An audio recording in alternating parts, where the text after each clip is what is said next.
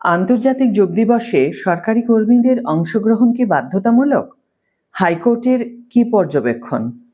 High everyone, welcome back to my channel আঞ্জনার ব্যঞ্জনা। বন্ধুরা, তোমাদের সকলকে আমার এই ছোট্ট ইউটিউব চ্যানেলে স্বাগত জানাই। আন্তর্জাতিক যোগ দিবসে অর্থাৎ 21শে জুন রাজ্য সরকারি কর্মচারীদের যোগব্যায়াম করা বাধ্যতামূলক হতে পারে না।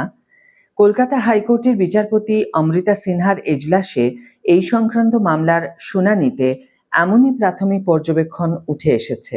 সম্প্রতি রাজ্যের মুখ্য সচিবের জারি করা একটি বিজ্ঞপ্তিকে কেন্দ্র করেই বিতর্কের সূত্রপাত হয়, যেখানে বলা হয়েছিল সমস্ত সরকারি কর্মচারীকে এই দিনটিতে উপস্থিত থেকে যোগাভ্যাস করতে হবে।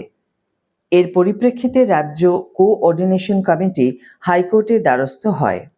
গত 14ই জুন রাজ্যের মুখ্য সচিব একটি নির্দেশিকা জারি করেন।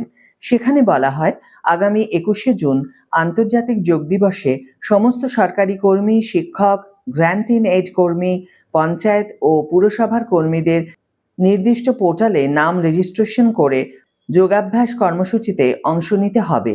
এমনকি অস্থায়ী চুক্তির ভিত্তিতে কর্মরত এবং দৈনিক মজুরি ভিত্তিক কর্মীদেরও এই নির্দেশিকার আওতায় আনা হয়েছে। এই নির্দেশিকাকে বাধ্যতামূলক করার প্রতিবাদেই কলকাতা হাইকোর্টে মামলা দায়ের করে রাজ্য কোঅর্ডিনেশন কমিটি। মামলাকারীদের পক্ষে প্রবীণ আইনজীবীরা সওয়াল করেন। তারা বলেন, সরকারি কর্মচারীদের যোগ দিবসে যোগদান বাধ্যতামূলক করা যায় না। মাতৃদিবস বা পিতৃদিবসের মতো এটিও যার যার ব্যক্তিগত ইচ্ছার উপর নির্ভরশীল হওয়া উচিত। অন্যদিকে রাজ্যের অতিরিক্ত অ্যাডভোকেট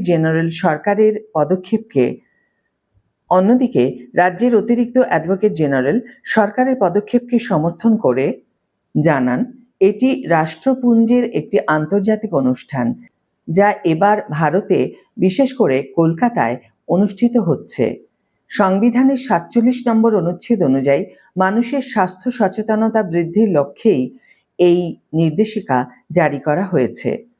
দুই পক্ষের বক্তব্য শোনার পর বিচারপতি অমৃতা সিনহা জানান, রাজ্যের এই উদ্যোগ অবশ্যই প্রশংসনীয় এবং স্বাস্থ্য সচেতনতার জন্য ভালো, কিন্তু এই কর্মসূচিতে কে অংশ নেবেন আর কে নেবেন না তা সম্পূর্ণভাবে একজন কর্মীর ব্যক্তিগত ইচ্ছার উপর ছেড়ে দেওয়া উচিত। কোনোভাবেই এটি জোরপূর্বক চাপিয়ে দেওয়া যায় না। আদালত রাজ্য সরকারকে তাদের চূড়ান্ত অবস্থান স্পষ্ট করার নির্দেশ দিয়েছে। এবারের আন্তর্জাতিক যোগ দিবসের মূল কেন্দ্র হিসেবে কলকাতাকে বেছে নেওয়া হয়েছে। এই মেগা ইভেন্টে প্রধানমন্ত্রী উপস্থিত থাকবেন, তাই রেড রোড সহ পশ্চিম কলকাতার বিস্তীর্ণ অংশে কড়া পুলিশি নিরাপত্তার ব্যবস্থা করা হয়েছে।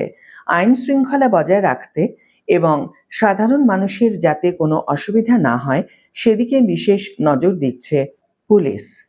নির্দেশ দেওয়া হয়েছে যে অনুষ্ঠান শেষ হওয়ার মাত্র 2 ঘন্টার মধ্যে পুরো এলাকা পরিষ্কার করে সাধারণের জন্য খুলে দিতে হবে।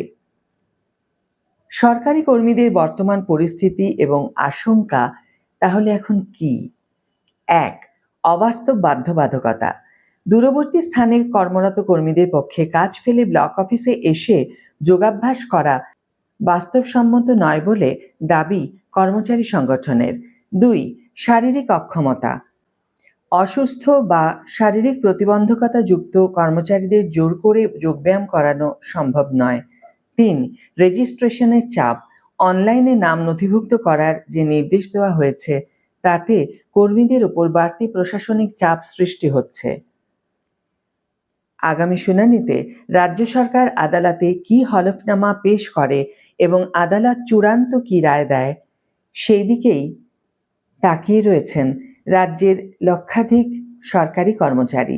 কোঅর্ডিনেশন কমিটির সাধারণ সম্পাদক বিশ্বজিৎ গুপ্ত চৌধুরী জানিয়েছেন, আদালতের প্রাথমিক পর্যবেক্ষণে তারা সন্তুষ্ট এবং তারা কর্মীদের কাছে এই বার্তাই পৌঁছে দেবেন যে এটি বাধ্যতামূলক নয়।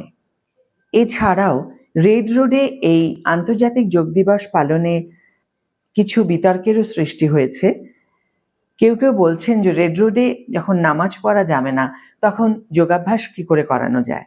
মন্ত্রী অগ্নিমিত্রা পাল বলেন, এটা কোনো ধর্মীয় অনুষ্ঠান নয়, এটা কোনো রাজনৈতিক অনুষ্ঠান নয়, এটি সমগ্র রাজ্যের, সমগ্র দেশের এবং সমগ্র বিশ্বের কল্যাণের জন্য, মানসিক এবং শারীরিক স্বাস্থ্য সুস্থ রাখার জন্য একটি প্রয়াস।